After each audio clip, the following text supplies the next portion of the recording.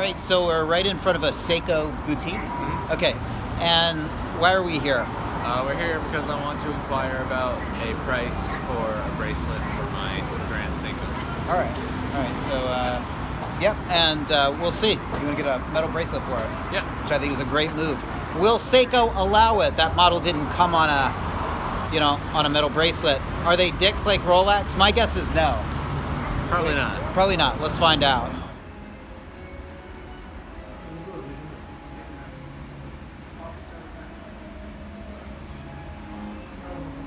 We'll start with a beautiful Grand Seiko diver. This is probably the style I'd go for if I ever went GS.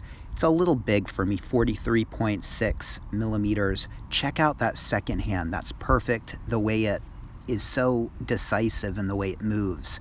Not all Grand Seikos are like that. In fact, look at this different dial colored version, and look at the way the second hand hits the marks, but it wobbles. It wobbles very slightly. Can you see it?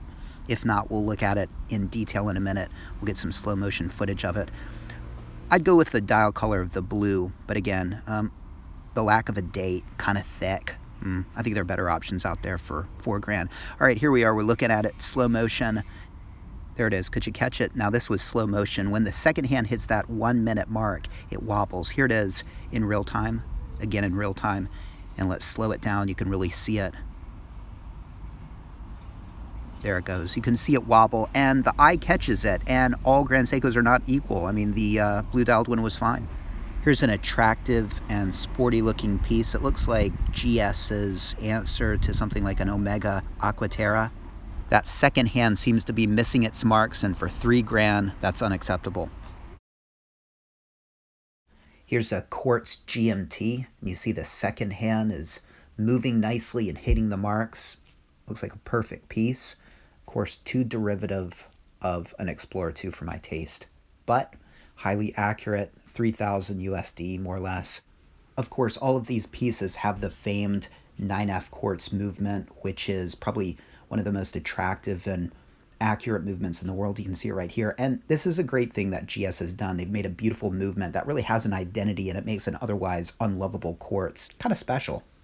Seiko also makes these GPS watches, which are arguably the pinnacle of modern-day horology. Are they going to be as timeless as a mechanical watch, 10, 20 years down the road?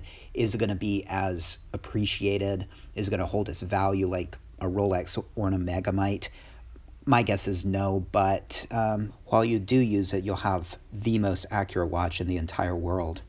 You can see the time on that sub-dial is mirroring the time on the main dial. And if you can separate the two, then that would be great. It would give you another time zone. But when you have to start pressing buttons to get other time zones, it's kind of fiddly. And I much prefer something like a GMT Master 2 or an Explorer 2. You just get 2 time zones. You don't have to press any buttons. You just look at it.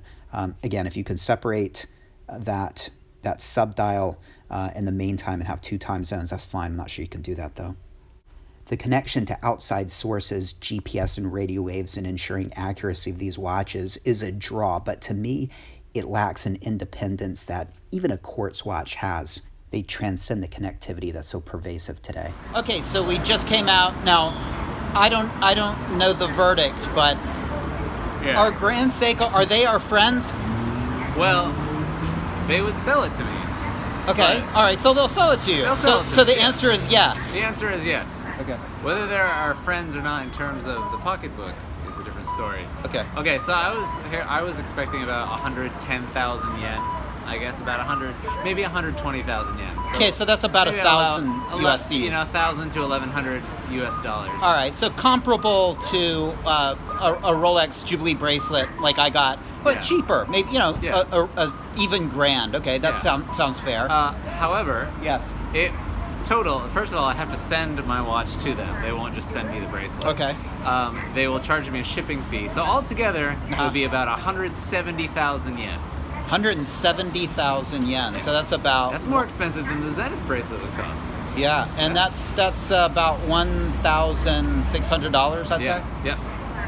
Well, at least they'll sell it to you. Even the guy in the shop was was surprised by how much it cost. Okay. That day, yeah. All right. Well, that's luxury watches for you. But hey, I mean, at least they'll sell it to you, so Yeah. they're not jerks. It would almost be cheaper for me to buy a used one, like a used Grand Seiko. That's what you should do. That has the same bracelet. Yeah. Keep the bracelet and sell the watch as like a head only. Totally. That's what you should do. Yeah. All right. If you can do that. Yeah. All right. Well, now we know.